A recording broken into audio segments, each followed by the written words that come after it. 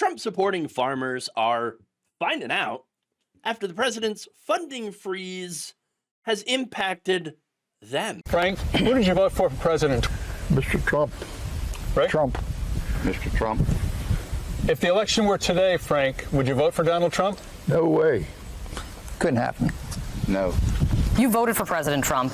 So now, in this moment, when you say you're in a free fall, what is your message to him? So I'm off the Trump train. Where I'm going for now is I got to protect my business. Island, a wheat farmer who says he's lost $400,000 since Trump took office. I think there was a lot of people who voted for him that want to stay loyal to him, but it's going to get to the point where financially, if it's between supporting the president or losing your family farm.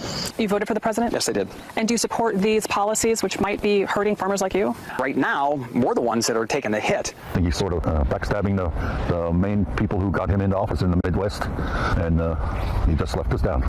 Whoops. These farmers, well, they effed around, and now they're finding out. Not so fun when the leopards come to eat your face, is it? So, okay, what's going on, though? I thought the whole funding freeze was over. Not quite.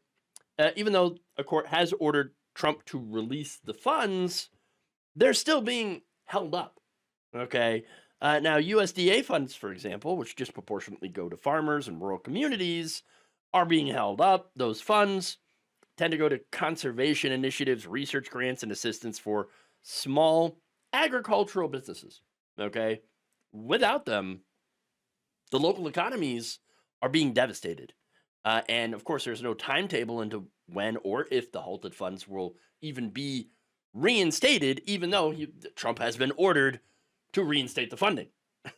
Now, in a TikTok video, Missouri cattle producer Skylar Holden, who had a $240,000 contract for some water lines, fencing, and a well, said, quote, "I've already done a bunch of the work, already paid for the materials and the labor, so I'm at all that cost. We are possibly going to lose our farm if NRCS, that's the USDA's Natural Resources Conservation Service, doesn't hold up their contract with us." So, yeah, here's the thing. That's the problem is you voted for this, okay? Trump said he's going to cut the government spending.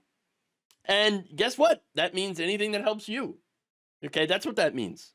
But I don't understand. How could we have known that Trump was going to do stuff like this? Literally in Project 2025. Which argues that the USDA should scale back the interventions in agriculture. Yes. So it's pretty vague what it says in Project 2025. But, you know, basically any changes there is let's stop giving money to, you know, smaller farmers and let the bigger farmers, the big corporate farms, take over and consolidate all the farmland. Okay? So, look, we said that Donald Trump's going to do Project 2025. And they said, fake news, TDS, oh, you libs, you got TDS, you Orange Man bad. And then suddenly, oh my God, Orange Man bad. My farm, oh God, what's going on? Why am I not getting the money that I was promised by the government? That government should get out of business. Oh my God. So, yeah. Now there's more. Another farmer, Will Westmoreland from Southwest Missouri, sent another video. A lot of rural people, over 70% of rural farmers or ranchers, only believe the Fox News and the talk radio. Well, you can tell that kind of a boomer. The Fox News, the talk radio. He continued by saying, and when they came to you and told you that Trump wasn't going to implement Project 2025 and that he didn't have anything to do with it, you believe that, and you're not alone. Look, Project 2025 was really, really unpopular. That is why Donald Trump lied to you and said, I don't have anything to do with that. Because he could read a poll. Turns out, you know, polls are not very long. Okay, you could fit them in a tweet. Okay, and so that's enough to get Donald Trump's attention, and he's going to be like, oh, no, yeah, no, Project 2025, never heard of it. But he was lying. Absolutely lying. And you believed it. Now, that's not our fault. That's not the fault of the liberal media. No, we weren't lying to you. We don't want to see you suffer. We're trying to help you. Trying to help you by giving you actual information to the best of our ability. It's your fault for not believing us or not believing Trump when he said he's going to do these things that he is now doing. There's more. Montgomery County, Maryland farmer Michael Protas, who goes by Farmer Mike, now for some reason makes me think of StarCraft, and owns the 1 acre vegetable farm. No, this has nothing to do with Protas. We're not calling in a carrier, okay? We need more pylons. He said he just learned that he might have to bear the entire cost of a $100,000 solar panel project that he installed on his farm, okay? That money would have come as part of the Rural Energy for America program, also known as REAP, okay? That funding has since been frozen because Trump froze it. Now, this comes at the same time that this farm has suffered other setbacks, like a major customer that just let him know that they could end their purchasing relationship with the farm. Not could, but would. Okay. Now, Protas said, I can only assume the reason why they're not continuing after 7 or 8 years of working with me yearly is due to financial uncertainty. Why would that be? Oh, I thought the economy was going to be fantastic under Donald Trump. That's what we were told. And that was such a disaster under Joe Biden. But no, it's uncertain under Trump. Okay. Yeah. There's another farmer, 44-year-old Elise Lane, who owns and runs a farm producing fruit and cut flowers in Maryland, told the Associated Press, Agence France Press, on Monday, I'm very concerned about the security of our farms. Okay. So, yeah. Lane was awarded $30,000 by the USDA last summer to subsidize roughly $70,000, a roughly $70,000 solar panel installation on her 15-acre farm. She said, we are American farmers, and so we are the people that when we hear America first, that message is supposed to be for us. We're the ones that are supposed to be elevated and cared for, and this is in direct conflict with that ideology. Yeah. Here's the thing. It's not their actual ideology. Okay, for them, that just means wealthy white people first, not small-time farmers. Just saying. But look, it's not just the USDA freeze that is causing problems for farmers. It's also shutting down USAID. Okay.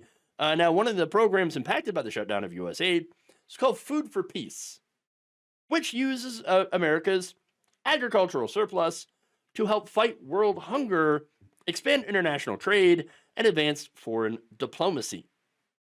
So, one place that's had a pretty big effect on is in Kansas, where many farmers grow sorghum grain, also known as Milo or Milo, not related to Yiannopoulos.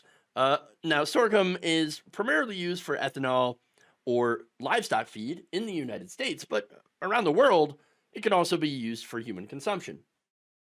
In fact, the top export destinations for sorghum grain include China, Mexico, and Africa. Now that USAID is shut down, all this sorghum is sitting in the grain silos. Now, they can keep it for a while, but they can't keep it indefinitely. And keeping it in those silos means that there's not really a lot of room for other things. Okay? Now, according to Kim Barnes, the chief financial officer of the Pawnee County Co-op in Larned, told the Topeka Capital Journal, and let me just, before I get to that quote, Pawnee, oh my gosh, Parks and Rec. He said, right now there's no export market for the sorghum, right? And there's no domestic market. We were hoping there'd be another one with as much Milo as we have. Well, I mean, good luck, right? Now, Barnes explained that taxpayer dollars would pay the American agricultural industry for the food that is used in their foreign aid program. USDA puts out contracts, farmers fill the contracts, and everybody's happy. But now, no one's happy. Because without U.S. aid, there's no contracts.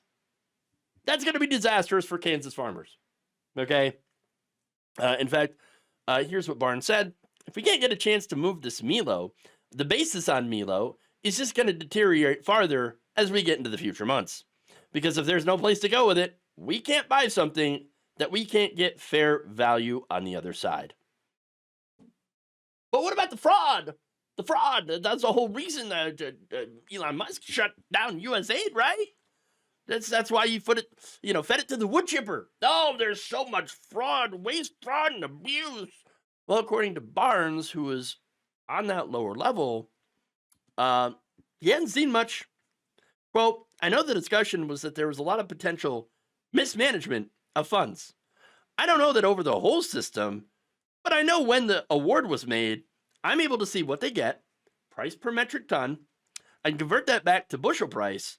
I know the freight between here and that foreign country, and I've not seen a scene where a company selling that grain isn't getting above and beyond normal margin.